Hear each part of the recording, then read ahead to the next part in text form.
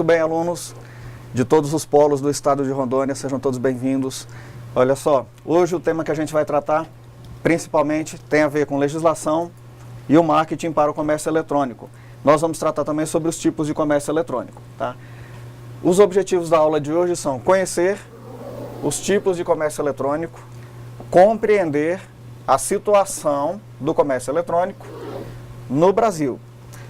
Os consumidores online, como eles são, quanto eles são, o que eles querem, o que eles precisam, tá? Entender o conceito de marketing, bem como seu surgimento e as características. Além disso, a gente vai entender a logística no comércio eletrônico.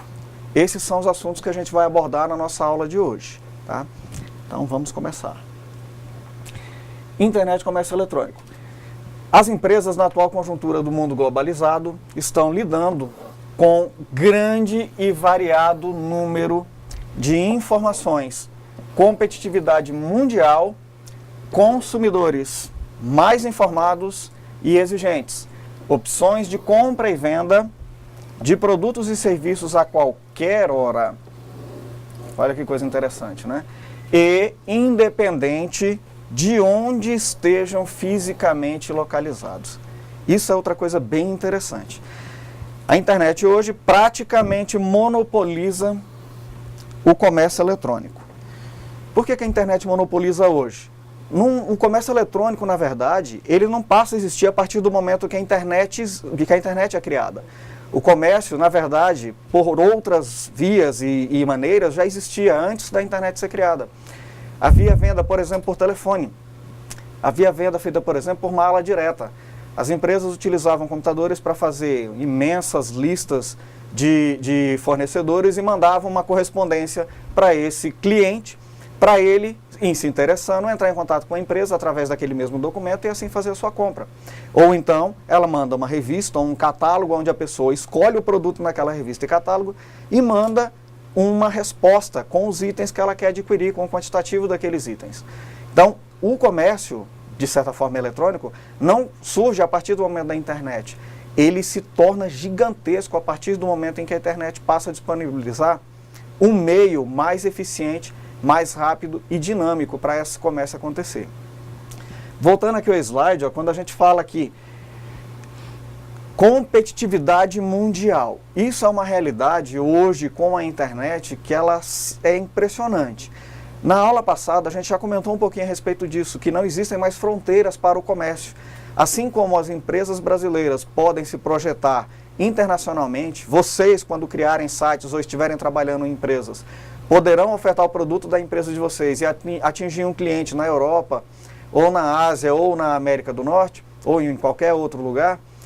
O Brasil também é um cliente de outros mercados. Lendo recentemente uma pesquisa, em volume de transações, o site que mais vendeu no comércio brasileiro o ano passado não é de uma empresa nacional, é de uma empresa chinesa. Então, para você ver, o brasileiro hoje compra em volume de transações. Não quer dizer que financeiramente é o maior quantitativo de compras, mas em número de compras é disparado uma empresa chinesa quem está vendendo para o brasileiro. E ele vende para qualquer lugar do Brasil. Tem uma política estratégica de logística bem interessante e agressiva e, claro, tem um preço que foge ao nosso mercado altamente tributado. Né? São problemas que vocês vão ter que lidar quando vocês estiverem trabalhando no negócio, tá? Vamos ao próximo slide. Vamos falar um pouquinho agora sobre os tipos de comércio eletrônico.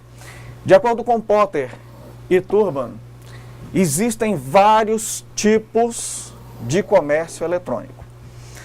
Esses vários tipos são principalmente, né, B2B, B2C, C2B e C2C. Eles são nomeados dessa forma, tá?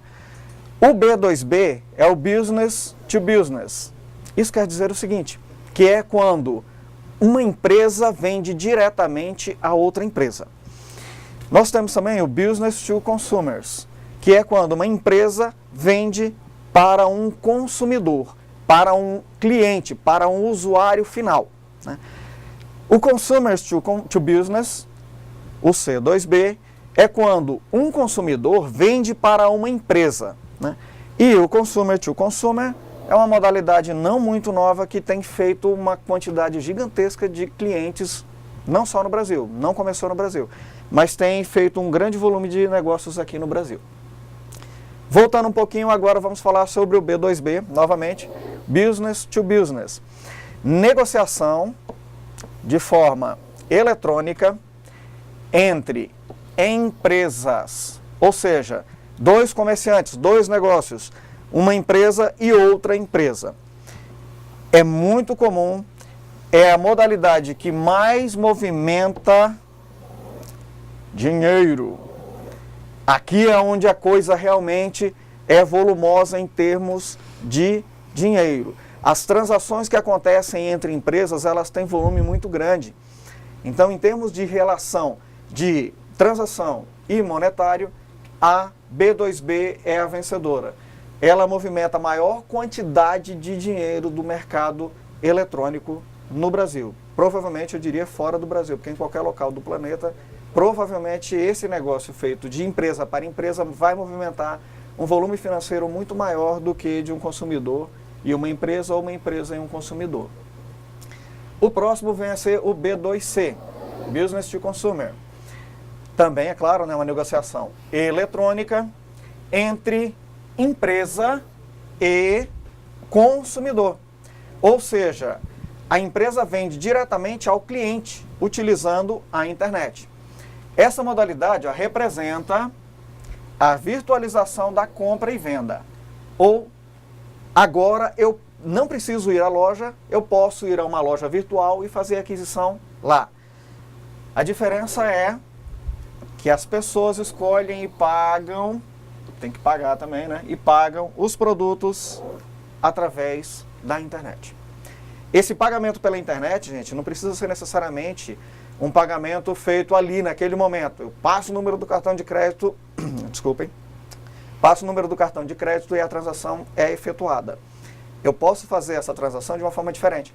Eu faço a compra, gero um boleto e faço esse pagamento. Mas a ação de pagamento que está caracterizada aqui é essa ação de criar o boleto, que é a obrigação do cliente de pagar para que o negócio seja concretizado. Tá? Então, o tipo de comércio eletrônico B2C é onde envolve uma empresa vendendo a um consumidor, é onde a gente tem a maior variedade e é onde tem o maior volume de transações em negociações. A quantidade de compras e vendas aqui, ela é bem maior no que a B2B. Em compensação, os valores que estão, em média, sendo comprados aqui, são bem inferiores. A média nacional, pegando todas as transações feitas e todas as compras feitas no Brasil, ela é um pouco superior a R$350. Gira em torno de R$354, em média, cada transação. Isso não quer dizer que você não vai achar uma compra de R$20 ou de R$30. Quer dizer que eu somo todas elas e divido pela quantidade, né? Somo todo o dinheiro e divido pela quantidade de transações e, em média, está dando R$350 aproximadamente cada negociação feita na internet. Só voltando um pouquinho, o B2C, ele não necessariamente é feito no Brasil, né? O site que eu falei para vocês, que é o que teve o maior volume de negociações com brasileiros, o site chinês, embora ele tenha um volume muito grande de transações, o volume financeiro ali é bem baixo. Cada transação ali é menos de 10% do valor de uma transação média brasileira. Ou seja, algo em torno de R$31, R$32 cada transação feita nesse site. Até porque é um risco. Você vai ficar de 60 a 90 dias aguardando a mercadoria chegar, já que está vindo da China. Corre risco de você comprar mercadoria cara, parar numa alfândega, ser apreendido pela Receita Federal ou não, mas a Receita exigir que seja feito um pagamento adicional de tributos ou alguma outra conta que seja necessária, em virtude do valor do item. Existem valores de tributação que são isentos, existem tipos de produtos que mesmo que você compre uma unidade, você vai ter que pagar o tributo sobre ele, né?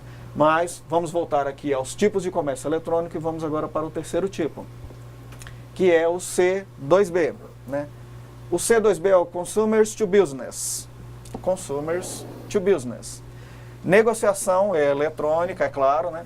Entre consumidores e empresas. é o inverso, né? O reverso do B2C. Também é chamado de leilão reverso. Acontece quando um consumidor vende para uma empresa. Essa não é um tipo de ação e negociação que é comum, mas ela existe. Os maiores exemplos que a gente costuma ter desse tipo de comércio eletrônico, na verdade é uma coisa diferente do que a gente entende por comércio, mas nada mais é do que um comércio. É quando alguém apresenta para uma empresa um currículo, através de uma empresa de negociação. Ela recebe os currículos e apresenta para a empresa. O que você está fazendo ali é tentando vender a sua mão de obra para uma empresa. Isso é caracterizado um tipo de comércio C2B, onde o consumidor está vendendo um produto para uma empresa. Um outro tipo de negociação seria, por exemplo, onde um pequeno produtor, por exemplo, fabricação artesanal de algum objeto, vende para uma empresa e ele se utiliza da internet para poder fazer essa negociação. Tá? Então, esse tipo de comércio, embora exista, ele não é tão comum. E um último tipo que tem se tornado muito comum no Brasil é o C2C, que é o Consumer to Consumer. O C2B é uma negociação eletrônica, não esqueçam disso, né? Entre consumidores. Consumidores, ou seja, consumidor é consumidor. Essa modalidade é muito comum e são efetuadas, né, muitas negociações, mas os valores geralmente são pequenos. Gente, aqui não se está fazendo uso ilegal de uma ferramenta, não se está vendendo mercadorias que são ilegais ou qualquer coisa assim. O objetivo da C2C, né, do Consumer to Consumer, é que alguém que tem um produto ou uma mão de obra possa vender diretamente a um outro consumidor. Você faz, por exemplo, eu faço digitação de documentos. Eu coloco um anúncio de que eu faço digitação de documentos e ofereço o meu serviço. Se alguém estiver interessado, entre em contato comigo através dessa ferramenta e assim a gente faz o negócio por ali. Existem vários sites especializados nesse tipo de comércio. E a maioria das empresas que utiliza para vender bens que ela não precisa mais e quer se desfazer desse bem. Ao invés dela jogar fora ou dela doar para um terceiro, ela vende isso na internet. Existem vários sites que fazem isso. Isso começou nos Estados Unidos com um site chamado eBay. O eBay, até o momento, ainda não está amplamente divulgado no Brasil, ele chegou recentemente e ainda não tem uma projeção razoável. No mercado brasileiro, os sites mais conhecidos são o Mercado Livre, o OLX, o Bom Negócio, que foi comprado pela OLX. Né? Esses são os principais sites, assim como, por exemplo, Toda Oferta também. São os principais, mas não são os únicos. Existem vários outros sites que podem fornecer esse tipo de serviço. O objetivo é intermediar a transação comercial. Esses sites, eles ganham, vamos dizer assim, monetariamente, um percentual em relação ao negócio feito. Além de te fornecer os meios físicos, né, e tecnológicos para que a transação comercial ocorra, existem também condições para que haja uma certa segurança na transação. Por exemplo, em que a pessoa pode apenas receber o pagamento a partir do momento em que a compra é finalizada. Ou seja, quem comprou a mercadoria recebeu a mercadoria, informou que recebeu. Então o pagamento é liberado.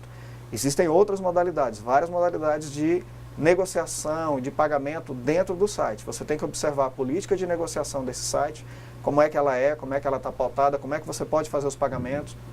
Os pagamentos às vezes podem ser feitos por cartão, às vezes podem ser feitos por boleto, podem ser feitos por depósito bancário. Nesse tipo de comércio, tem que lembrar que é uma pessoa negociando com outra pessoa. Né? Então, assim como existe a possibilidade de você estar vendendo alguma coisa e você ser um cliente excelente, você pode vender um produto para um cliente que não seja um cliente excelente. Ele pode tentar lesar vocês. Então, tem que haver cuidados e critérios na hora, tanto de fazer a venda, quanto de escolher o site, como da forma de anunciar. Você procure não fazer nenhum tipo de propaganda, vamos dizer assim, enganosa, ou até além do que é realmente o produto. Porque quem comprar vai ter o direito garantido de poder devolver essa mercadoria, mesmo que você seja um consumidor final. Mesmo que vocês sejam dois consumidores, né, de não ser uma empresa que está no meio da negociação, mas existe um CPF que está no meio dessa negociação. Tá? Professora, tem algum comentário até o momento? Acho que também uma forma bem comum e usual é através da rede social, né?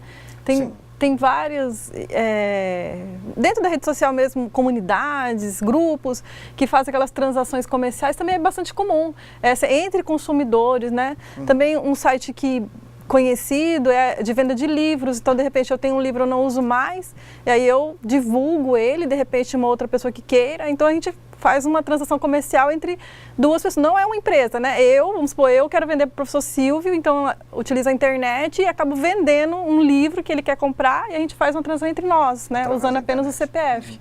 Perfeito. A professora falou a respeito de utilizar redes sociais para venda. Isso é uma modalidade que tem crescido muito no Brasil. Uma outra modalidade também, que não deixa de ser um C2C, porque o comércio está sendo realizado entre duas pessoas, né? Uma outra modalidade, na realidade, é uma outra modalidade de acesso. No Brasil, o ano passado, houve um crescimento de 200% do uso de equipamentos móveis para transações comerciais. Como assim dispositivos móveis? Por exemplo, tablets e smartphones. Você está lá num ônibus, por exemplo, ou viajando de carro, ou então num centro, ou no shopping, ou em casa mesmo, mas você não quer ligar o computador para fazer uma pesquisa, você faz uma pesquisa ou recebe um e-mail. No próprio celular, você lê o seu e-mail, vê a oferta, acha interessante, ali mesmo você faz a sua compra ou a sua venda. Esse é um tipo de modalidade que ainda não se tornou, na realidade, um tipo de comércio, é apenas uma modalidade de conexão, mas é conhecido no mercado como m-commerce, né, de mobile. Tá? Então, esse comércio móvel, embora exista um volume muito grande de usuários utilizando essa ferramenta para poder chegar até a proposta de preços, a finalização da venda não está sendo muito feita ainda pelos celulares e tablets. Se atribui isso principalmente ao fato de que a maioria dos sites ainda não tem uma, como eu diria, né, uma aparência própria para o celular. Quando você abre o site no celular que você observa, a janela, por exemplo, fica muito grande. Você tem dificuldade de poder encontrar os itens, de conseguir ler o que está ali. Há necessidade de, quando vocês forem desenvolver os sites de venda de vocês, você lembrar que a maioria dos clientes hoje, ou quando você for fazer esse site, provavelmente vai estar utilizando não apenas um computador de mesa. Ele pode estar utilizando também um dispositivo móvel para fazer essa compra. E se você tiver uma boa interface e fizer essa diferenciação, quem acessa com um computador tem uma tela, já quem acessa com um dispositivo móvel terá uma tela padronizada, ou melhor, uma tela personalizada para esse dispositivo, a probabilidade de você conseguir fazer negócios através do mobile será muito maior. Mas qual é o problema de você não criar uma página para o m-commerce? O problema é assim, vai ter um lag, né, um tempo entre o cliente, né, o seu potencial consumidor, ver a tua oferta e chegar até o computador. Isso pode ser uma distância bem grande entre a casa dele e, por exemplo, um shopping ou alguma outra loja onde ele esteja. Ele pode estar num bar, por exemplo, onde tem internet. E se você deixar essa oportunidade escapar, provavelmente você vai perder a venda. A não ser que seja um negócio extremamente interessante para o consumidor, para o comprador, aí ele pode até lembrar e fazer a compra depois. Mas é importante você não perder a venda naquele momento. Então, quando vocês forem desenvolver o site de vendas de vocês, o site de publicidade sobre o produto que vocês estão vendendo, é extremamente importante você desenvolver uma aparência, né, um design, uma interface, usando o nome apropriado, né, uma interface para que o seu usuário possa utilizar o próprio dispositivo móvel dele, o seu tablet ou seu smartphone, para poder fazer ali mesmo a sua transação comercial. Tá? Vamos continuar. Os consumidores brasileiros estão cada vez mais, e esse número não para de crescer ano a ano, ampliando suas opções de compra, não apenas o volume, né? Aliás, o volume eu acredito que cresce tanto justamente porque as opções de compra na internet também têm crescido. Segundo os dados da Ebit, 51,3 milhões de pessoas já utilizaram a web ao menos uma vez para adquirir um produto. Essas informações são do ano passado, tá? São de 2014. Se você observar, 51,3 milhões de pessoas já fizeram ao menos uma compra na internet. Você é uma dessas? Já fez uma compra pela internet? Faça, você vai ver. Se você tiver receio, faça uma compra pequena. Ah, eu não conheço o site. Gente, procure se informar a respeito do site. É uma coisa que não está no material didático porque não faz parte da ementa, mas é um negócio interessante para vocês. Antes de fazer uma pesquisa, se você não conhece o site, eu queria comprar nesse site, mas eu nunca ouvi falar dessa empresa. Será que é uma empresa nova? Será que é uma empresa antiga? Quando a gente fala de legislação, uma das coisas que é importante e é necessário para uma empresa confiável é ela colocar no seu site um telefone de contato, o CNPJ e o seu endereço físico. Ah, mas não é uma loja, é o endereço físico onde a empresa funciona. É a casa da pessoa, pode ser, não tem problema, mas é o endereço físico da loja. Ela tem que ser uma empresa. Para ela ser uma vendedora, se ela é um consumidor, ela tem que utilizar um dos elementos de C2C. Se ela não é, ela precisa ser uma empresa formal. A primeira consulta que você pode fazer é, por exemplo, no site da Receita Federal. Pesquisa o CNPJ. Se a empresa é uma fraude, pode ter um CNPJ lá e a empresa que está anunciando não ser aquela do CNPJ. Primeiro cuidado que você pode ter. Um segundo cuidado é buscar um site, por exemplo, que faz, vamos dizer assim, acolhe reclamações dos usuários referentes a compras e vendas feitas pela internet, relaciona e cria um meio de contato entre o consumidor e a empresa. Também tem sido feito, assim, as grandes empresas têm tomado um certo cuidado na negociação com o cliente em relação, por exemplo, a reclamações que o cliente faz nas redes sociais. Você vai no Twitter, vai no LinkedIn, que não é apropriado para isso, ou no Facebook, e faz uma reclamação de determinado produto, as empresas que são grandes, elas estão atentas ao que é comentado sobre os produtos dela. E se for uma reclamação, essa empresa pode entrar em contato diretamente contigo, através dessa mesma rede social, para poder ali tentar resolver o seu problema. Mas você ainda não comprou, não quer reclamar, ou você quer se certificar de que a empresa é mais ou menos confiável, entre num site que faça avaliação de risco, faça avaliação das empresas que fazem venda. Às vezes os índices, eles não são muito simples de você identificar. Mas quando você olha o volume de negócios que a empresa tem e você olha o volume de reclamações que tem ali, ele pode ser bem grande. Mas o que você tem que observar também é o volume de soluções que a empresa dá. Vamos supor, ela tem 1000 reclamações. Quer dizer que ela vende bastante, não quer dizer só que ela é muito ruim. Aí você olha, ela tem 50 soluções. Ou seja, 950 não foram atendidos, corre da empresa, meu filho. Pode correr, porque ela não vai te atender e você provavelmente não vai conseguir comprar o teu produto. Agora, ela tem 1000 reclamações e ela tem 999 atendidos ou 950 atendidos, por exemplo, é um índice muito bom, é um índice excelente. A maioria das empresas que recebe uma reclamação e soluciona essa reclamação é uma empresa confiável. Até porque às vezes o problema não é a empresa, o problema às vezes é o consumidor. Ele comprou um produto, mas na realidade ele queria outro. Ele comprou errado, mas ele não percebeu isso, ele não aceita, né? Não fui eu que errei, não. Lá no site era outro produto que estava lá, a foto era outra. Não, eu pedi 110, não era 220. Esse tipo de reclamação você consegue resolver através desses sites. Às vezes nem precisa, você só entra em contato com a empresa através do saque ou de um telefone, ou mesmo de uma opção própria, um chat, para você conversar com essa empresa no próprio site da empresa. Você pode entrar em contato com eles por ali e tentar resolver por ali o problema. É muito comum as empresas responsáveis atenderem rapidamente as demandas por parte dos seus clientes.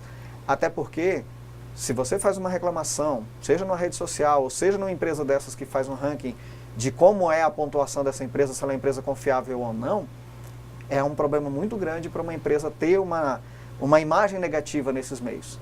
É a pior coisa que pode ter, é uma empresa ter uma imagem negativa.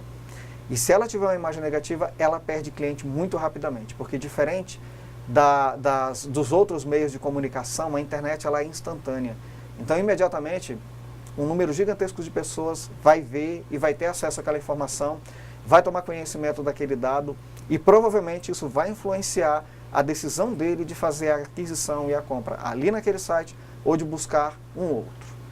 E uma coisa interessante também, professor Silvio, Eu estava até lendo a respeito e falava assim que hoje nós já saímos um pouco daquela busca pela qualidade, não que a gente não busque, mas ele quis dizer que já existem vários sites que disponibilizam aquele produto de qualidade, mas o que nós já estamos em outro patamar, que é aquele que está já mostrando um diferencial, ou seja, são vários sites, têm qualidade, né, mas tem o que ele se destaca. Então a questão não é se o produto dele é bom, todos têm um produto bom, mas o que aquele site se destaca, de repente na agilidade da entrega, no feedback, de repente o cliente entrou em contato e a empresa respondeu, e isso eu acho que faz um grande diferencial também, né? Com certeza, isso faz uma diferença muito grande. A gente até comentou sobre isso na aula passada. Isso mesmo. Né? É muito importante a empresa estar atenta ao cliente dela. A empresa grande que quer fazer negócios, ela precisa dar uma resposta rápida ao cliente. É óbvio que do lado de lá da empresa não tem uma pessoa apenas trabalhando. Você vai ter, às vezes, centenas de pessoas trabalhando. Mas é muito importante a empresa estar antenada com as demandas dos seus clientes. É muito importante isso.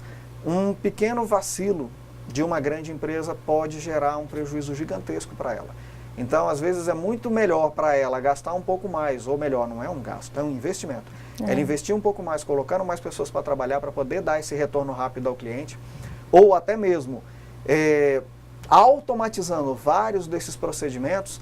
Por exemplo, você manda um e-mail para a empresa, ela te responde, a sua solicitação foi recebida, em instantes entraremos em contato, aguarde. Só de você dar essa resposta para ele, que é um robozinho que faz essa resposta, uma resposta automática, só de você dar essa resposta para ele, ele já se sente, opa, eles já sabem que eu estou aqui, eles já sabem que eu tenho alguma coisa a falar e daqui a pouco eles vão entrar em contato. Tá? Então, é muito importante você ter um meio de dar uma resposta rápida ao seu cliente. Tá? Continuando um pouquinho, ó. Segundo Albertin, a internet se apresenta como o mais popular serviço da infovia, representando uma combinação de utilizações que permitem fazer uso de correios, são o e-mail, né, que a gente já conhece, telefones através de VoIP, afinal a gente está falando da internet, né, transações financeiras, compra e venda e pesquisas bibliográficas. Essa utilização acontece em fração de segundos. Eu não levo mais um dia inteiro para fazer essa pesquisa, eu faço ela rapidamente. E pode ser acessada de qualquer lugar do planeta, novamente, né? Desde que haja conexão com a internet. Ou seja, uma vez que eu tenha uma conexão com a internet, eu tenho condições de pesquisar qualquer coisa em qualquer lugar, resumidamente, né? Vamos continuar mais um pouquinho. A logística no e-commerce. A logística, para quem não sabe o que é logística, se resume basicamente às necessidades que você tem de entregar a mercadoria ao seu cliente. O processo de logística é aquele que vai permitir que a compra feita chegue até o destinatário. Tá? E é claro que a gente tem que ter um cuidado com a logística no e-commerce, um cuidado muito grande. Tá? Bowerson e Kloss dizem que o objetivo da logística é tornar disponível, olha que legal, né? Tornar disponível produtos e serviços aonde? No local onde são necessários. Olha novamente aqui, ó. No momento em que são desejados. Pelo menor custo total possível. Esse menor custo, gente, não quer dizer apenas o frete. São uma série de elementos que vão fazer com que esse processo de entrega ocorra. Vai da contratação, da empresa que vai fazer essa transação, da modalidade dessa transação, desse transporte. Dá um exemplo para vocês. Existem entregas rápidas. Há algum tempo atrás havia uma empresa que fornecia um serviço que prometia entregar até 10 horas da manhã do dia seguinte o produto comprado, se fosse feita a transação até, por exemplo, 3 ou 4 da tarde, fosse feita a postagem daquele produto. É claro que isso não vai ser tão barato quanto seria eu tenho um prazo de 10 dias para entrega. Eu oferto um prazo de 10 dias por um preço X. Se eu quero aquilo amanhã aqui, é óbvio que eu vou precisar pagar e investir muito mais para isso. Tá? Aproveitando esse detalhezinho, né? Quem compra fora do Brasil tem que lembrar que os processos logísticos para vir de fora do Brasil, eles são sempre demorados. O prazo médio é de 60 a 90 dias, independente de onde vem a mercadoria, vindo de fora do Brasil. Isso é principalmente se vier do Oriente Médio ou da Ásia. Vem do Japão, vem da China, Hong Kong, Taiwan ou qualquer outro lugar da Ásia ou do Oriente, você vai ter um prazo de entrega bem longo, porque essas mercadorias sempre vêm por navio. Ah, mas a minha é tão pequenininha e levinha, eles não vão mandar por avião? Só se você contratar o meio aéreo. E aí você vai ver por que não vem por navio. Porque fica bem caro. Né? Embora seja pequenininho, pode ficar mais caro o frete, os impostos sobre o frete, do que o próprio produto, dependendo do caso. Tá? Vamos continuar mais um pouquinho. Novo paradigma de marketing. A World Wide Web, ou apenas o web, como a maioria conhece, né? Apenas o web, é a nossa internet. É a primeira rede mundial de um ambiente computadorizado, inundado por hipermídia. Eu acredito que vocês até já sabem o que é hipermídia. Né? Como tal, permite aos usuários do meio prover a interatividade, acesso ao conteúdo de hipermídia, novamente, né? E comunicar-se entre si. Essas formas inigualáveis de interatividade, interação com o computador e interação pessoal, respectivamente, contribuíram para a difusão rápida da web como um ótimo meio comercial. A principal motivação do comércio eletrônico nos últimos anos, né, é justamente esse alcance que a internet traz. É essa possibilidade de chegar aonde você menos espera. Aldeias indígenas hoje têm acesso à internet. São diversos os projetos que existem, o próprio governo federal financia isso, entidades governamentais também, não governamentais, aliás, também fazem projetos para poder fornecer a aldeias, inclusive, acesso à internet, para que eles tenham acesso ao conhecimento. E é claro que se ele tem acesso ao conhecimento, ele pode ter também acesso ao comércio feito por esse meio. A web, ou apenas a internet, como vocês podem conhecer, que é a rede mundial de computadores, é o meio principal para que o e-commerce exista. É a maneira mais rápida, prática e eficiente. Tá? Ele fala muito aqui em computadores, hipermídia, prover, olha aqui, meio para prover a interatividade, acesso ao conteúdo de hipermídia e a comunicação entre si. Então, a internet é realmente o elemento mais importante para que possa haver esse marketing. Tá, mas o que é o marketing? Vamos agora à definição, ou conceito, né? É a arte e a ciência da escolha de mercados-alvo e da captação, manutenção e fidelização de clientes. A diferença é por meio da criação, da entrega e da comunicação de um valor superior para o cliente. Como a professora Kerli falou agora há pouco, a gente não quer a mesma coisa. Você entra, às vezes, em 50 sites diferentes e tem o mesmo produto. E olha o detalhe, é o mesmo preço em todos eles. Vou escolher qualquer um. Você não faz isso. É o seu dinheiro que está em jogo. O que é que você faz? Você escolhe quem te dá um conjunto maior de condições de ter um melhor retorno daquilo. Como, por exemplo, uma melhor política de frete. Todos são frete grátis. Começou a complicar. Mas se você analisar bem, você vai ver que tem uma empresa que entrega em 5 dias ou em 2 dias. Tem uma empresa que é muito mais confiável do que outra, porque você já fez compra nela várias vezes, sabe que ela entrega dentro do prazo adequado. Então, existe uma série de detalhes que você analisa e isso faz com que você acabe comprando naquela empresa. E olha que detalhe, isso é basicamente um dos princípios da fidelização, que é quando você volta a comprar na mesma empresa justamente por conta da tua experiência anterior. É uma das coisas mais importantes da internet, você conseguir fidelizar o teu cliente. Esse é um dos elementos mais importantes.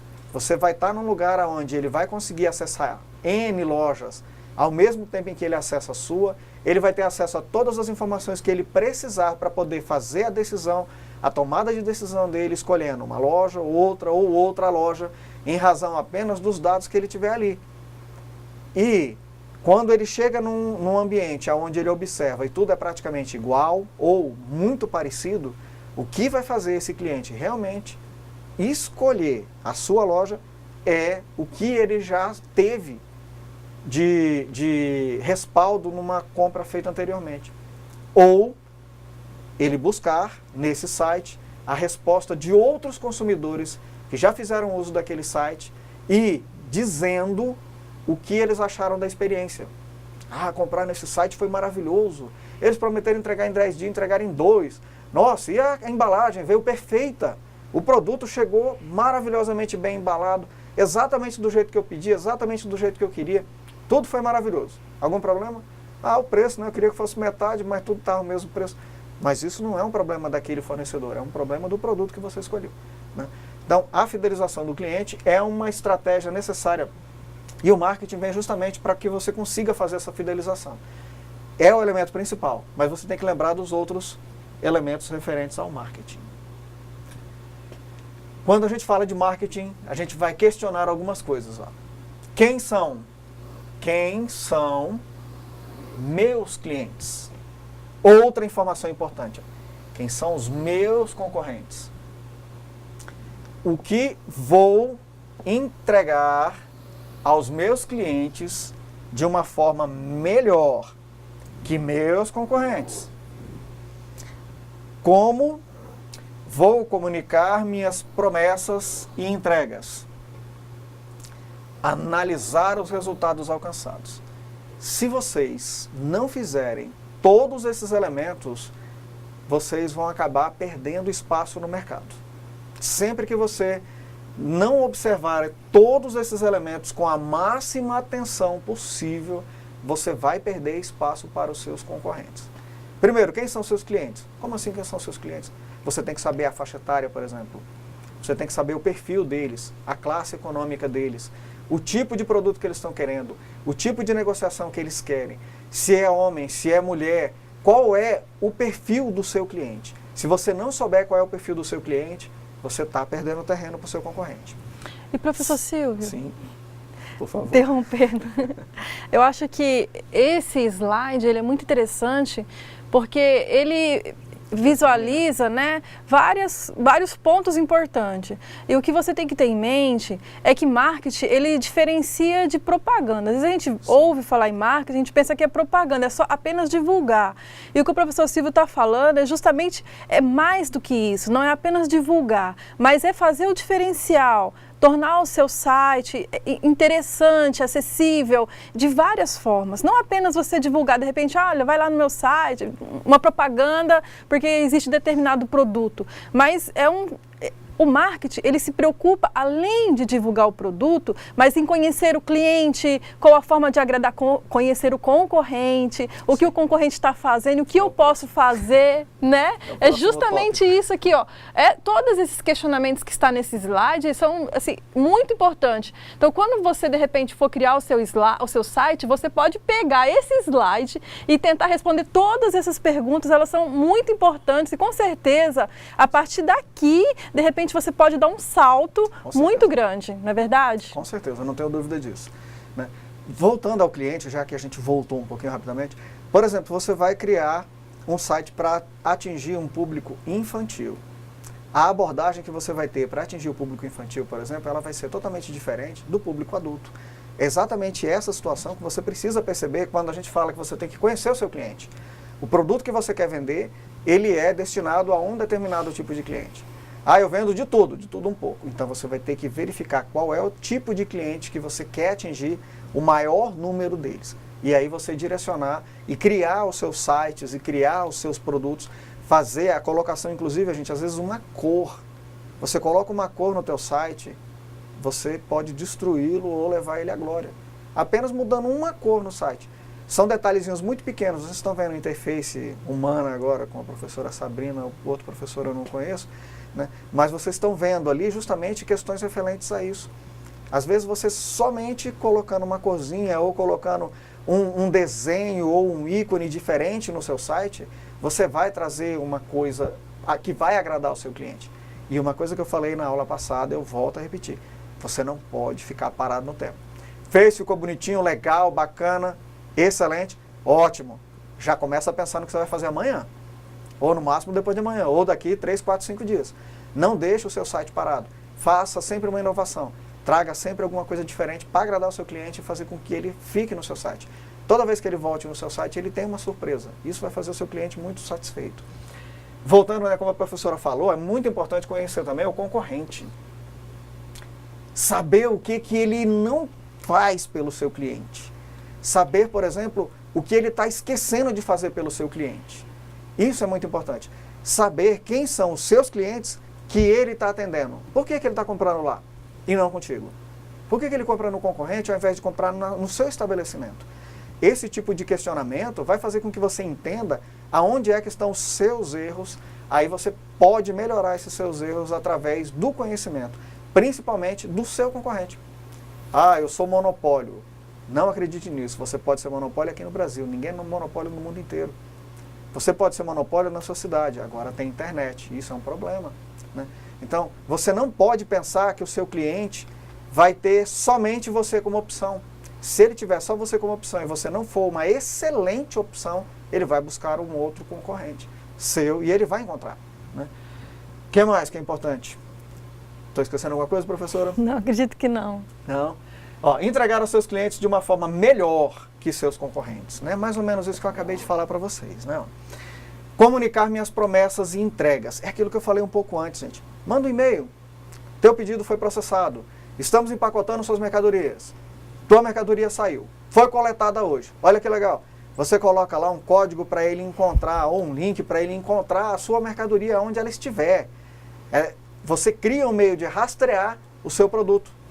Ah, eu estou mandando através de um terceiro. Não tem problema.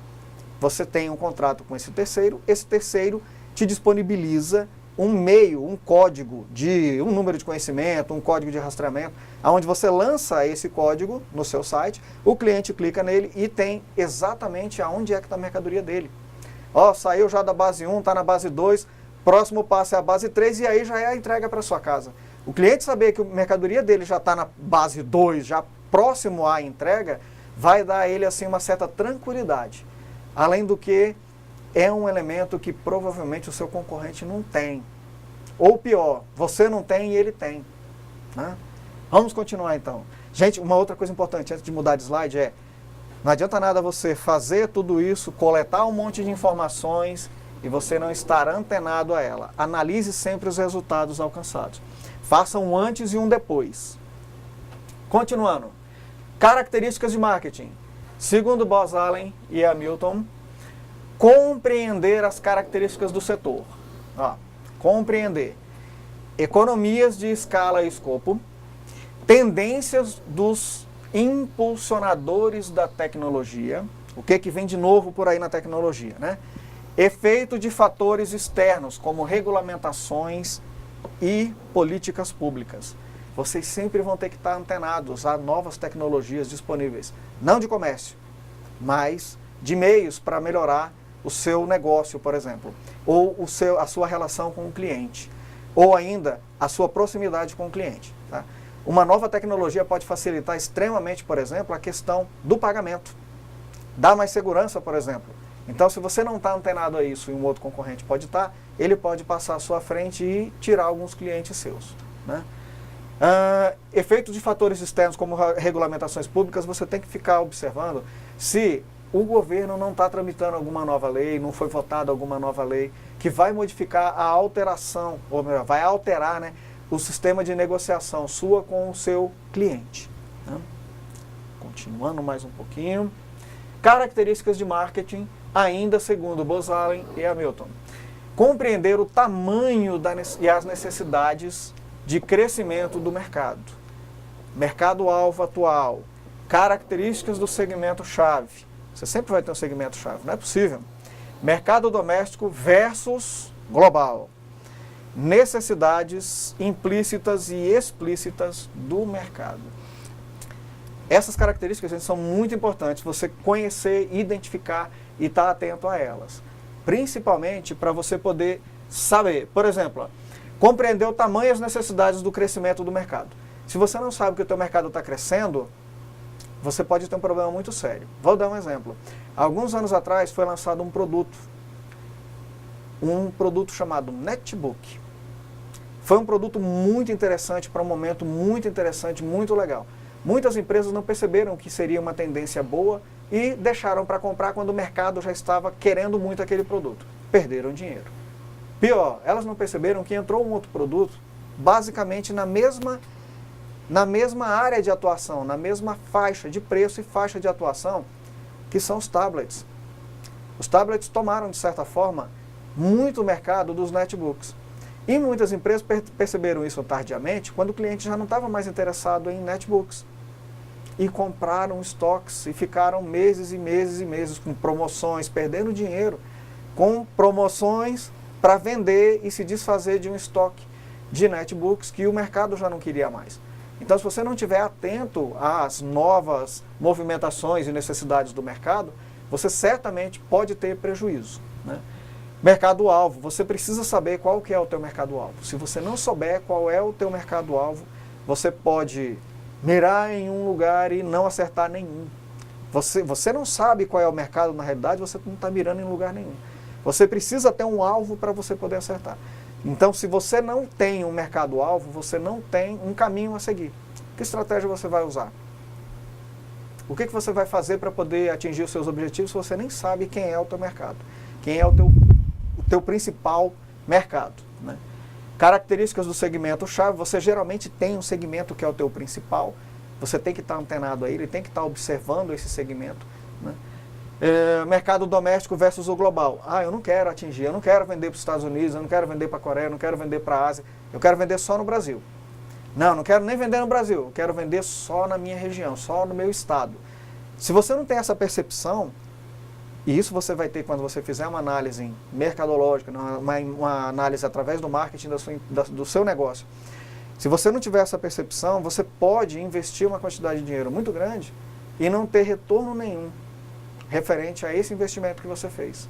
Se vocês souberem investir no marketing aqui, na internet, você vai gastar uma pequena fração do que você gastaria na mídia convencional e consegue atingir um público muito maior, desde que você faça essa estratégia adequadamente. Tá? Vamos dar uma olhadinha, que temos mais uns slides. Ainda temos, né, posicionamento do concorrente, pontos fracos e fortes, produtos e serviços oferecidos, inclusive substitutos, segmentos chaves objetivados, políticas de preços e posicionamento, opções de canal de acesso ao mercado, para os mercados atuais, né? Disponibilidade de canais e acesso aos segmentos-chave. Não basta você ter ele apenas como objetivo, né? O segmento, você tem que ter condições de dar o acesso a ele. É muito importante isso. Esses slides, eles trazem um resumo bem interessante de tudo que você precisa saber a respeito do marketing. Mas se você fizer umas pesquisas, você vai observar que algumas estratégias são bem interessantes. Recentemente eu estava lendo alguns artigos e um deles trazia uma informação que eu achei bem interessante para colocar nesse momento. Ele fala que empresas grandes, que têm um movimento muito grande, que mantêm um blog em constante atualização para expor, não propaganda, expor os produtos, por exemplo, detalhamentos técnicos referentes àquele produto, condições de uso. Vamos supor o seguinte, uma empresa que fabrica farinha. Ela fabrica farinha e aí ela coloca, por exemplo, receitas. Um outro dia ela coloca um vídeo mostrando como é feito o refino daquela farinha, como é que sai do grão de trigo e chega até a farinha finalizada. Então, ela sempre traz alguma inovação no site dela para permitir ao usuário que ele tenha condições de estar sempre ali em contato com a empresa. E a hora que ele vai comprar, a primeira empresa que ele vai lembrar é aquela que ele sempre manteve contato. Isso é uma ideia interessante e é uma realidade constante. Tá? Terminando nessa primeira etapa do curso, ó, o que te chama a atenção para comprar na internet? Gente, se você conseguir chamar a atenção na internet, você ganhou o teu cliente. Né? A facilidade de comprar na internet e a disponibilidade de informações sobre o produto e o marketing feito nos websites faz com que cada dia mais pessoas comprem e utilizem o comércio eletrônico. Isso é uma realidade, a gente tem estatísticas provando isso amplamente. Todo ano, ano após ano, tem tido um crescimento significativo no e-commerce. Enquanto o comércio varejista tradicional esteve o ano passado estagnado, o comércio eletrônico teve um aumento de 24% em volume financeiro e atingiu a cifra de 43 bilhões de reais só no ano passado. Foi um crescimento significativo em relação ao ano anterior. Aliás, desculpem, a previsão para 2015 é 43 bilhões. O ano passado foi 35,8 bilhões, frente a um volume bem inferior em 2013. A projeção para esse ano é um aumento igual praticamente ao que foi do ano de 2013 em relação ao de 2014, sendo que a previsão para o mercado convencional é estagnação completa. Então, se vocês conseguirem sucesso no mercado eletrônico, vocês têm condições de somente melhorar e ganhar cada vez mais com isso. Agora a gente vai para a tarefinha e daqui a pouco a gente retorna.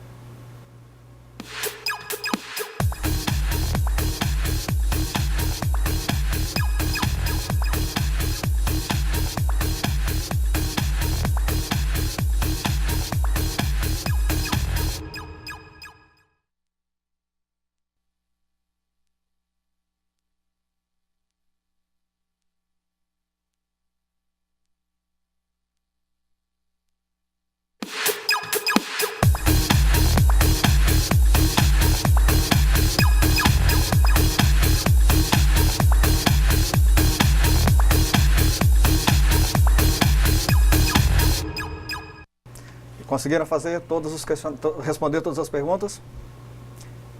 Muita gente mandou, mas teve um polo que se destacou, né? Que mandou resposta para todas. É verdade, o polo de cerejeiros aqui marcou presença. Participação intensa hoje. Foram apenas 4 perguntinhas, mas nesse intervalinho, né, em que a gente deixou vocês fazerem o questionário, surgiu uma pergunta de um colega. Eu peço que a professora leia a pergunta. O César, de Nova Brasilândia, fez uma pergunta. Gostaria de saber como é definido a modalidade na qual uma pessoa compra de uma empresa e depois revende utilizando o comércio eletrônico. E como fica a garantia ou a responsabilidade com relação à garantia desse produto? Primeiro, na verdade, não é uma transação. Foram feitas 2. Primeiro foi feita uma negociação entre ele e a empresa, ou seja, um comércio entre a empresa e o consumidor, um B2C, né, um B2C. Esse negócio é feito e finalizado. Depois foi feito um outro comércio, C2C, um comércio entre o consumidor da empresa, que comprou a mercadoria da empresa, vendendo para outro consumidor. Então, na verdade, não é um tipo, foram 2 tipos de negociação que ocorreram. Com relação à garantia, responsabilidades, etc., na verdade, serão 2 também. Uma delas é a da indústria ou do fornecedor empresarial que vendeu para o consumidor final. Esse tem nota fiscal, tem garantias e assistências respaldados pelo fabricante, etc., etc., etc., como fosse uma loja convencional. A partir do momento que esse outro consumidor transferiu esse bem para um terceiro, legalmente é como se ele estivesse fazendo uma venda consumidor a consumidor. Então, as responsabilidades, na verdade, são dele. A indústria, ela não pode ser acionada sem ser acionado ele antes. Deu um problema no equipamento, vai ter que devolver a ele, para ele pegar a nota fiscal de compra dele e ele se apresentar como sendo um consumidor e apresentar que o produto deu defeito. Esse é um elemento que não é muito adequado. Não é muito legal isso ser feito.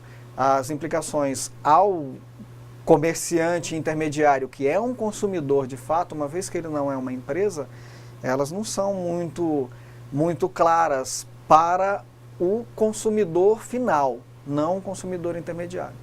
Então isso é um elemento de risco. Isso pode acontecer apenas em situações onde não haja outra maneira desse comércio ser feito. Você mora num pequeno município onde ninguém consegue comprar determinados produtos e um terceiro faz o serviço de, como se fosse um atravessador, né? Compra de um fabricante ou de um outro comércio, em outra cidade inclusive, e não necessariamente usando o comércio eletrônico, ele faz a venda desse produto. Se ele quiser fazer a venda desse produto, ele pode utilizar alguns dos meios eletrônicos para isso, mas não seria obrigatório, ele poderia vender isso diretamente na casa do consumidor ou da casa dele, quem fosse lá comprar, por exemplo.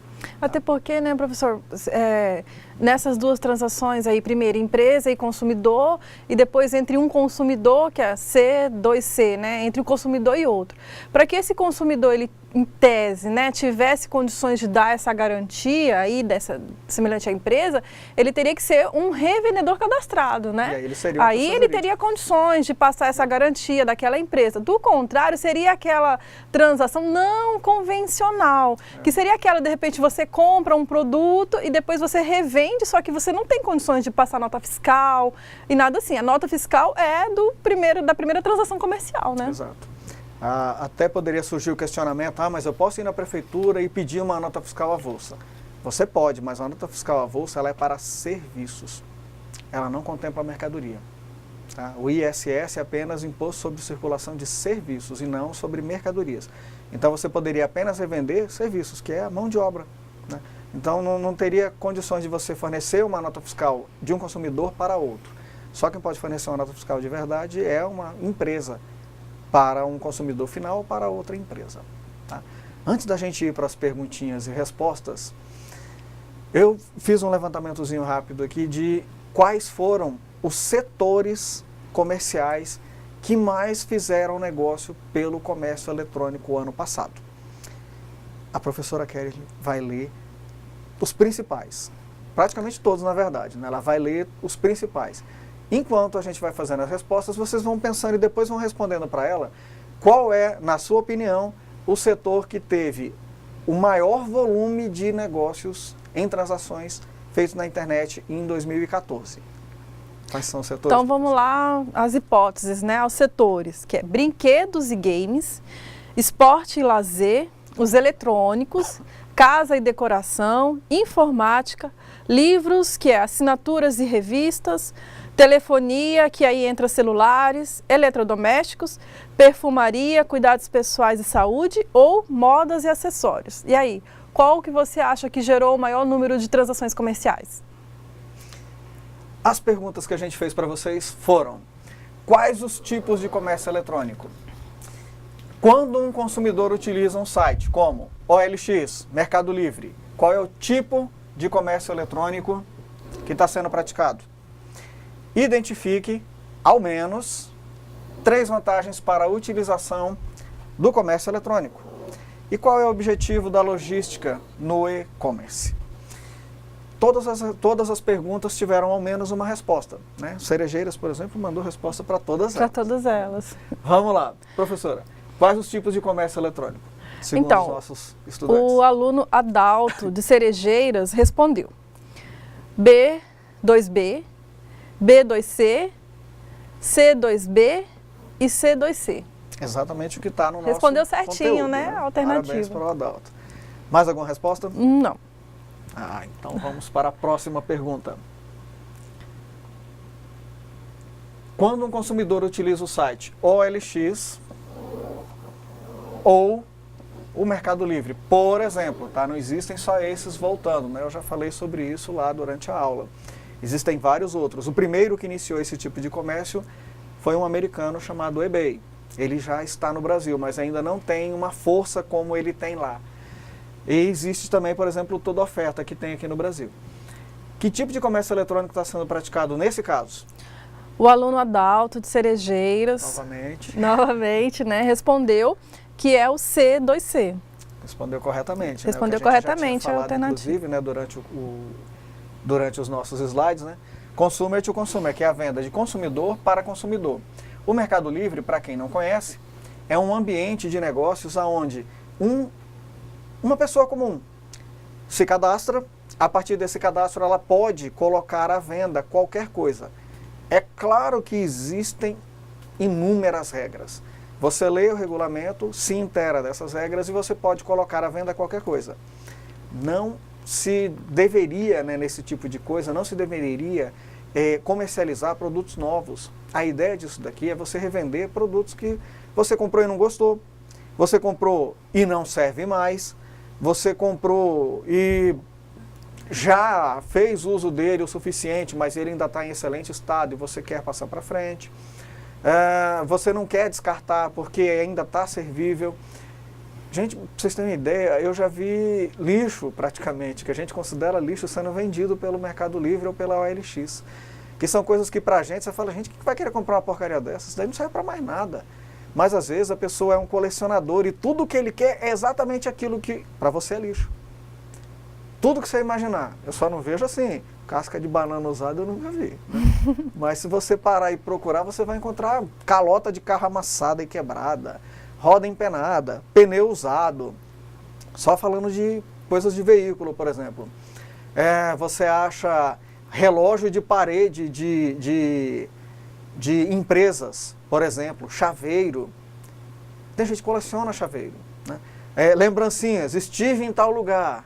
Aí o cara tem uma pilha lá de lembrancinha. Ah, não quero mais, minha mulher casei, agora minha mulher não quer nem ver mais aqueles negócios. O que eu faço com isso? Vou jogar fora? Não, aquilo ali é uma coleção, um negócio caro. Vou vender meus bonequinhos de super-herói. Tá ali, não quer mais? Vende, você pode colocar qualquer coisa à venda ali. Existem os mais variados tipos de produtos sendo vendidos, tanto na OLX quanto no Mercado Livre. Desde casa, carro, até bicicleta usada, ventilador quebrado, tudo que você imaginar você acaba encontrando. Se você procurar, é capaz de você encontrar gente até na sua cidade, ó, na sua casa, até na sua cidade que está vendendo um produto. E de repente é o produto que você está procurando. Tá? A resposta do Adalto novamente está correta, né? É o C2C, Consumer to Consumer. Havendo a negociação eletrônica, né, entre os consumidores. Tá? Bora para o próximo. Terceira pergunta. Identifique ao menos 3 vantagens para a utilização de comércio eletrônico. Nós tivemos 2 respostas para essa questão, que é o Flávio, do Polo de São Francisco, respondeu. É fácil de comprar, maior número de mercadoria ao dispor do cliente e produtos em lançamentos. E também o Adalto, de Cerejeiras, né, que ele falou facilidade e comodidade e fácil exposição dos produtos. Perfeito. Ambos estão corretos, parabéns aos dois pela participação. Espero que na próxima aula mais gente possa participar também, né? Mas, gente, existem inúmeras vantagens quando se a gente analisar, esquecendo qualquer tipo de risco que possa existir. Vamos colocar assim, esqueçam as desvantagens, vamos pensar só nas vantagens. Por exemplo, você não precisa sair de casa para fazer essa compra. Você sair de casa, você vai ter que se deslocar até o local onde você vai fazer a sua compra. Chegando lá, se você estiver de carro, você vai ter que procurar um lugar para estacionar. E se estiver chovendo, é problema, né? Você, se for num shopping, por exemplo, ou em algum outro local, pode haver a cobrança do estacionamento. Isso pode ser feito por hora. Isso pode ficar bem caro. Ah, no centro da cidade é tudo proibido estacionar lá no centro. Você vai ter que recorrer a um estacionamento pago, é muito caro. Pode até não ser no nosso estado, que aqui ainda tem uma certa facilidade de lugares onde a gente consegue estacionar. Mas se você for para um grande centro, isso é um problema seríssimo. Você vai numa cidade grande, como São Paulo, Rio de Janeiro, Belo Horizonte, é bem complicado você conseguir estacionar próximo aonde você quer. E aí você também tem o risco de deixar o seu veículo na rua, você acaba optando por pagar por um estacionamento. E é caro, não é barato não. Além disso, você vai perder um tempo significativo indo até esse estabelecimento. E você pode correr o risco de chegar lá onde você escolheu comprar e não ter o produto que você está querendo. Né? Então, você analisando vantagens, existem muitas. Não preciso me deslocar, não preciso perder tempo indo até a empresa, não preciso colocar meu patrimônio em risco, não preciso me arriscar andando pela rua ou correndo o risco de ser atropelado, ou de bater o carro, ou qualquer outra situação dessas. Né? Outras vantagens, por exemplo, como foi citado inclusive pelos alunos, é o fato de você ter uma gama muito grande, uma variedade gigantesca de produtos a um clique de distância. Você dá um cliquezinho ali, surgem milhares de opções para você poder acessar e escolher. E a facilidade de você comparar os preços, por exemplo. Você pode comparar o preço de 2 ou 3 ou 10 lugares diferentes com uma velocidade muito grande, inclusive usando ferramentas próprias para isso. Ferramentas que fazem uma pesquisa, geralmente em clientes contratados. Esses sites que fazem pesquisa de preço para você, geralmente eles pesquisam apenas os clientes contratados deles. Ou eles fazem uma oferta mais direcionada para você. Não todas as opções da internet. Eles pesquisam e te fornecem as respostas apenas daqueles que contrataram eles de alguma maneira.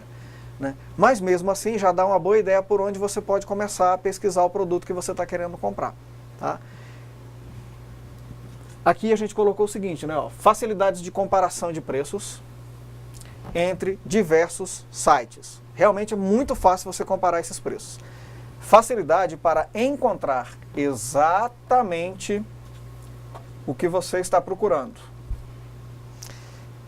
E é aberto 24 horas por dia, 7 dias por semana. O ano inteirinho você vai ter o seu mercado aberto para negociação. Essas 3 vantagens são apenas algumas, como eu falei, outras, e se você começar a analisar direitinho, você vai ver que existem várias outras também. Tá? Depois eu quero que vocês parem e pensem um pouquinho quais seriam desvantagens, por exemplo. Faça uma relação, faz uma relaçãozinha. Não está no hall de perguntas, mas eu poderia, por exemplo, ter colocado aqui 3 vantagens e 3 desvantagens. Tá? Então faça depois uma relaçãozinha das desvantagens para que você não tenha apenas, nossa, que maravilha, por que eu não estou utilizando esse comércio ainda? Pare e analisa quais são, na sua opinião, e referente ao nosso material, quais são as desvantagens de você utilizar o comércio eletrônico. Até porque, professor, analisar as desvantagens é também uma forma de você melhorar o seu atendimento. Então, você olhando para as desvantagens, você pode sair na frente, porque você pode buscar alternativas para transformar essas desvantagens, em o contrário, transformar em opção, transformar em vantagem, modificar, de repente, aquela imagem, alguma coisa que vários sites talvez tenham dificuldade em fazer e você pode sair na frente e fazer o diferencial. Isso fazer toda a diferença. É a questão do marketing que a gente falou lá atrás, Você identifica as desvantagens, identifica as dificuldades dos seus concorrentes e transforma elas em vantagens para você. Se você conseguir fazer isso, você vai estar conquistando o mercado. Você fazendo isso, você vai estar tirando um cliente de um concorrente e trazendo ele para você. É importante também você identificar as desvantagens para você ficar atento na hora de fazer a aquisição. Para você perceber que existem também problemas. Depois você tiver um tempo, você pode fazer isso, não faz parte da obrigação do curso, mas é um exercício para vocês, não apenas como futuros profissionais, mas também como clientes potenciais. Faça uma pesquisa para tentar descobrir quais são os principais problemas reais que os compradores têm quando eles fazem uso do comércio eletrônico para fazer as suas transações. Entra no site de reclamações de consumidores e identifica ali quais são as principais reclamações que estão sendo feitas. Se é, por exemplo, com relação a atraso nas entregas, se a entrega de mercadoria é diferente da que foi pedida, se a entrega é em desconformidade, você pede de uma cor, chega outra. É diferente de você comprar um produto e receber outro. Você está comprando o produto, chegou o mesmo produto que você pediu, mas ele não é exatamente o que você pediu. Eu pedi vermelho e chegou azul, por exemplo. Ou você pede, por exemplo, um tênis de um número e vem de outro número. Então, essas pequenas problemáticas que tem no dia a dia, elas, na verdade, podem ser uma problemática muito maior. Se você observar, tem empresas que elas não conseguem atender a toda a demanda. Elas se projetam e tentam ofertar para o mercado nacional, por exemplo, querem atender o Brasil inteirinho, mas elas não têm uma infraestrutura interna pronta e preparada para isso. Quando os problemas começam a surgir, a falta de uma logística bem equilibrada e bem preparada, ou a falta de uma equipe bem treinada para poder atender a essa demanda, a essa quantidade de clientes, pode se mostrar contra a empresa. Se ele não criou os meios e não criou as condições da empresa dele poder resolver todos os problemas que vierem a surgir, porque uma coisa é você vender um produto, você vender 2 produtos por dia. Uma coisa é você colocar na internet e num dia só você ter, por exemplo, 10 mil pedidos de um único item. Ah, mas isso não pode acontecer. Não, pode sim. Ai, tomara que aconteça. Tomara que aconteça, mas lembre-se, se tiver 10 mil, você tem que atender os 10 mil com a máxima presteza, urgência, tudo porque você está se comprometendo a, por exemplo, em 7 dias entregar o produto para o cliente. Então, esses 10 mil que você vendeu, que você achou que ia levar 1 ano para vender, mas vendeu em 1 minuto, você tem que estar preparado e tem que ter uma estratégia bem definida, nem que seja um plano B, um C e um D, mas nunca tenha só um plano. Você tem que ter em mente que pode haver uma demanda maior do que você está preparado para isso e você precisa dar a vazão que essa demanda necessita. Tá? Então, analisar as desvantagens vai fazer também com que você possa perceber e identificar quais são os elementos que você vai ter que lidar quando você estiver trabalhando efetivamente com um site ou um website ou criando o seu futuro site. E é legal essa análise também, isso aconteceu com aqueles sites de vendas coletivas, que fez bastante sucesso, hoje já não é mais tão comum. Mas o que acontecia? Ele colocava determinado produto e aí vendia muito, ele não estava preparado com aquela quantidade e aí na hora de entregar, dispor daquele produto, ele não conseguia. Então isso pegou super mal e acabou, eu acho que talvez esteja até um dos motivos que fez com que caísse muito com relação a essas vendas. Ainda existe, né? Aqui em Porto Velho mesmo aconteceu bastante, mas logo acabou. A gente ainda vê ainda alguns sites para fora, mas por quê? Porque de repente a pessoa disponibilizou, mas não pensou nesse pequeno detalhe, né? Dispôs um produto e não achou que muitas pessoas pudessem entrar e comprar, e quando viu, muito mais do que ele poderia oferecer, vender, atender ao cliente, e pegou super mal e né, foi bem ruim. Tem que pensar nisso, isso é muito importante. Você vê, foi um erro estratégico de quem ofereceu o produto. Porque quando você vai lançar nesses sites de compra coletiva, quando você vai lá e cadastra o produto que você quer vender, você pode limitar um mínimo e um máximo. Eu só vou atender essa oferta se eu vender 100. E eu só vou vender 101. Você não quer perder, né? Mas você tinha condições de poder cadastrar uma quantidade mínima e principalmente uma quantidade máxima. Porque é líquido e certo que você pode não ter condições de atender todos aqueles clientes se você vender muito. Inclusive, havia sempre um prazo em horas definido para que aquela oferta expirasse. E se naquele prazo em horas ela não chegasse até a quantidade mínima, a oferta seria cancelada. O pagamento seria estornado e o negócio seria desfeito. Porque ele só seria um negócio de fato e de direito a partir do momento que chegasse ao quantitativo mínimo. Depois do quantitativo mínimo atingido, aí a empresa tinha a obrigação de aceitar a oferta e de atender todos. Então, se na hora que a empresa cadastrou, ela não cadastrou o máximo, cadastrou só o mínimo, é aí onde ela cometeu o erro. Que aí ela não consegue atender a todos. Eu não tive problemas com isso não, eu fiz diversas compras nesses sites de compras coletivas aqui em Porto Velho. Eu tive problemas, comprei num restaurante e aí quando nós fomos, eu e minha família, quando chegou lá o restaurante não tinha condições, porque de repente chegou lá 100 pessoas para refeição naquele dia e quando ele viu todo mundo tinha comprado, ele não tinha se programado para isso e aí você tem que voltar de mão abanando e aí teve que agendar coisas que não estava programado no site quando a gente comprou. Isso é legal, você pensar com antecedência nisso, olhar para aquilo que deu errado e pensar no que você pode fazer para melhorar. Olhar as desvantagens sempre é muito bom. A gente não pode ter medo da crítica e nem ter medo daquilo que em tese mostra uma desvantagem.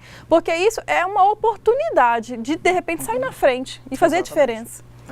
Você veja, talvez eu não tenha tido problema justamente por isso. Todas as que eu fiz, ela tinha agendamento obrigatório. Você pode utilizar, por exemplo, segunda, terça e quarta, e você tinha que agendar com 1 dia ou 2 de antecedência. Alguns desses sites, eles ainda existem né?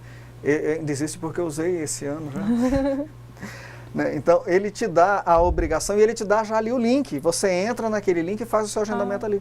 Na hora que você comprou, por exemplo. Legal, com certeza esse site quando fez esse ajuste, ele deve ter observado aquilo que não deu certo e já adaptou ali e fez a diferença. Com certeza quando a pessoa entra e já vê essa situação, já vê essa possibilidade, ele fala, opa, essa aí é uma empresa séria, vamos comprar porque não vai dar problema. Exato. Então você veja, ele usou as estratégias de marketing, identificou os problemas dos outros fornecedores e lançou uma maneira, vamos dizer assim, né, criou uma maneira de poder atender sem uma grande dificuldade. Ele simplesmente colocou um link onde você fazia o agendamento, o pré-agendamento, ali, no próprio site de negociação. Vamos à última pergunta. Qual o objetivo da logística no e-commerce? Tivemos uma resposta, pelo menos que eu sei. Foi o Adalto também? Foi o Gilberto de Cerejeiras, também do Polo de Cerejeiras. É verdade. Ó. É tornar disponível produtos e serviços no local onde são necessários, no momento em que são desejados e a custo razoável. Exatamente, né? Vamos colocar assim, que são praticamente as mesmas palavras que a gente utilizou no nosso slide. É exatamente isso.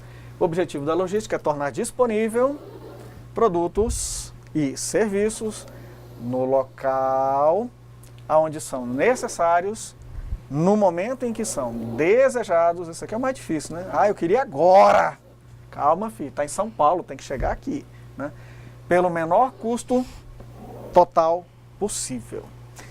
Gente, esse era o assunto que a gente tinha para tratar e trazer para vocês por hoje.